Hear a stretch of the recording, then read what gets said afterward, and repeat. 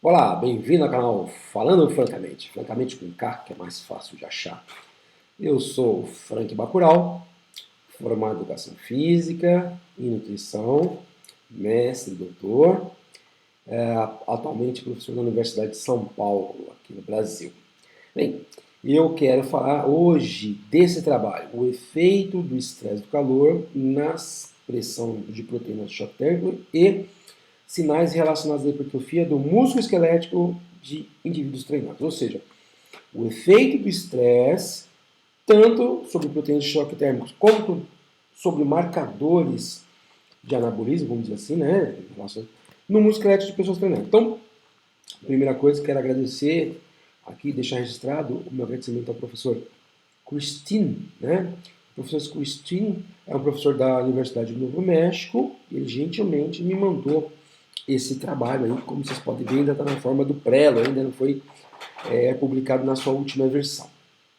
E bem, aqui no canal, vou ver se eu deixo o link aqui, tem um vídeo bem curtinho, comentando sobre o potencial efeito do calor, né? Como um potencial, vamos dizer assim, auxiliar na hipertrofia. Naquele vídeo, a gente lança, né, a partir das ideias do trabalho, lança a teoria do porquê o calor está envolvido. Inclusive o professor, esse autor, o Fenel, que é o primeiro, se não me engano, também é daquele trabalho.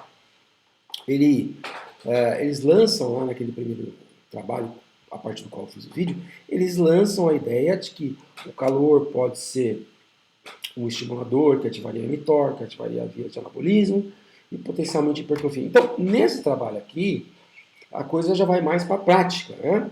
Vamos testar aquela hipótese, vamos testar se essa relação existe. E basicamente, tentar ser bem breve, eles submetem, né? Vou mostrar a imagem para vocês. Eles, deixa eu colocar aqui a imagem, vai ficar melhor entender. O que basicamente foi feito nesse trabalho? Eles submetem indivíduos, né, homens e mulheres, que tem ali pelo menos 150 minutos de atividade física geral por semana e faz pelo menos 2 vezes por semana submete ao treinamento de força, né? Então, sejam pessoas treinadas, né? Homens e mulheres, é um número pequeno, se não me engano, 3 homens, 2 mulheres, mas enfim, né? É um estudo bem complicado de fazer. E, e testam para ver essa hipótese na prática se o efeito de uma sessão de musculação aguda, ou seja, um efeito de uma única sessão, o efeito, vamos melhorar essa frase, o efeito agudo de uma única sessão de treinamento, por isso efeito agudo, sobre as vias sobre os marcadores de via de mTOR, de hipertrofia, etc., são potencializados ou não pela exposição ao calor. Então, você vê que aqui ele faz uma coisa bem interessante, né? Tem um esqueminha bem simples, ó. Então, aqui tem 3 grupos, tá? Um grupo, uma condição, na verdade, as mesmas pessoas submetidas a condições diferentes, né? Então, aqui um grupo, nessa situação aqui, ó, só o treinamento de força. Então, fizeram o leg press lá, 5 de 8, né? 5 vezes 8 a 12 repetições, aqui nessa intensidade, tem que 5% RM. Então, leg press e flexão do joelho. Depois, extensão do joelho e elevação plantar, nessa intensidade aqui. Então, esses indivíduos, eles tinham biópsia e mensuração da temperatura, eles faziam esse treino, descansavam, repetiam a medida da temperatura, descansavam por 30 minutos, fazia a biópsia, descansavam 100 minutos, biópsia, ou seja, os caras foram biopsiados 3 vezes aí no vasto lateral nessa situação. Em outra ocasião, teve só o estímulo de estresse, então aqui é um grupo, né? Uma situação, num contexto só estresse térmico, só treinamento de força, no outro contexto só o estresse térmico, então você vê que aqueles indivíduos eles ficaram ali mais ou menos por 1 hora, de 50 minutos a 1 hora, numa câmera onde tinha de 55 a 60 graus, tá? Então aqui ele está mostrando que isso aí foi feito, era 1 hora, mas eles faziam 20 minutos, paravam um pouquinho e depois voltavam, tá? Então, e tinha essa umidade relativa do ar. Então ele fazia 20 minutos nessa temperatura, parava 1 minutinho, ficava nessa temperatura, e depois 4 minutos nessa temperatura, e voltava de novo. Fizeram isso 3 vezes, tá? Então aqui era só para provar o efeito do calor. Então, mesmo procedimento, biópsia, temperatura, calor, temperatura interna de novo. Então eles usaram uma sonda anal para fazer isso aí, essa temperatura interna, para medir tanto a temperatura do core como o corpo todo, whole body temperature, né? temperatura do corpo todo, como também temperatura muscular.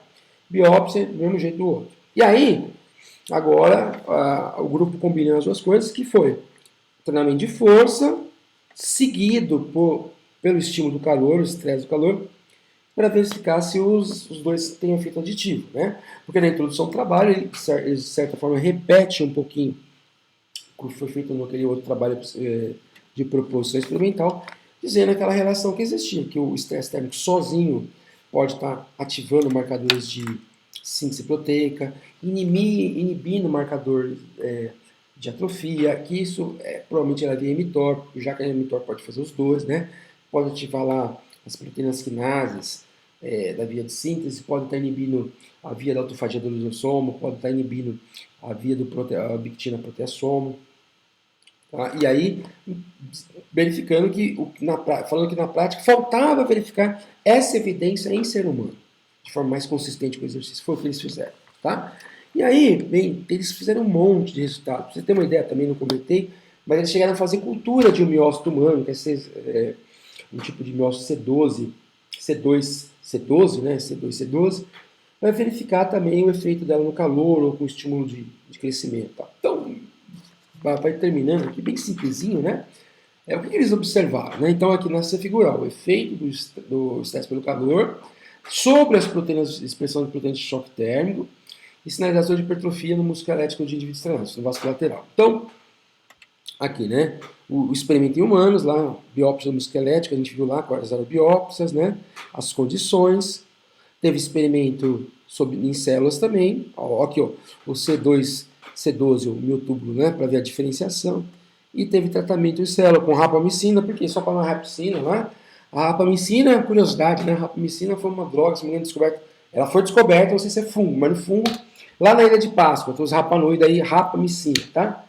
E aí, estresse do calor e meio de crescimento. O que eles encontraram aqui, de certa forma? Olha que interessante, né? Eles observaram que o maior efeito em termos de estimulação de mTOR, né, de proteína da HSP70, HSP90, ou seja, proteína de choque térmico, foi quando você combina a musculação com a temperatura. Então eles verificaram, por exemplo, que às vezes só a musculação ativava mais um pouco alguma coisa, a temperatura aumentou demais, a temperatura, por exemplo, como eles esperavam, a temperatura sozinha aumentou mais a temperatura interna, a musculação aumentou mais a temperatura muscular, enfim, mas a combinação dos dois tratamentos, que foi o terceiro grupo, fazer exercício e em seguida fazer aquela 1 hora de estresse térmico, foi o que deu mais efeito. No experimento celular, eles verificaram que a célula submetida ao calor tinha uma menor expansão do miotúbulo, está aqui embaixo, né? Mas também o índice de difusão, mostrando que supostamente a célula se diferenciaria, foi maior com o calor. Então ele mostra aqui, ó, conclusões. REHS é resistência ao exercise mais heat stress, quer dizer, a musculação mais o estresse, altera HSP70, as proteínas de choque térmico, que vão, né, e aumenta a KT-mTOR, quer dizer, as proteínas de choque térmico são a resposta de defesa, tem a ver não só com manutenção de calor, mas de imunidade, homeostase celular, enfim. Então, ativa a mTOR, expressão, né, comparado apenas com a musculação. Tá? E aí ele fala que os efeitos só do calor são muito variáveis. Então, quer dizer, a musculação e o calor junto tem mais efeito que só a musculação.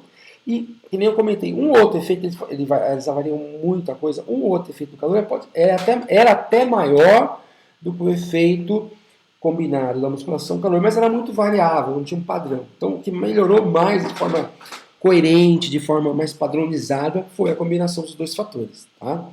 Então, mostrando aí que realmente, né, há indícios, claro, que isso aqui a gente está avaliando uma coisa aguda.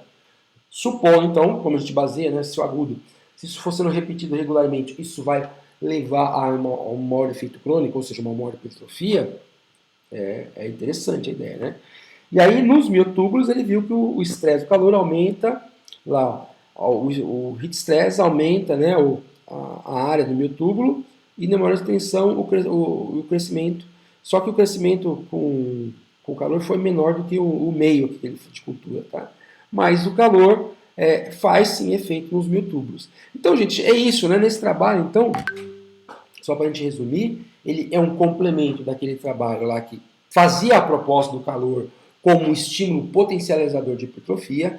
Aqui, de fato, eles testam essas hipóteses, combinando a musculação para membros inferiores com o calor, comparam esse efeito combinado só com calor ou só com o treinamento de força para o membro inferior, e a combinação, como eu acabei de dizer, de treinamento de força com o calor dá um padrão de efeitos mais consistentes e dentro daquela lógica que eles tinham hipotetizado, que é o quê?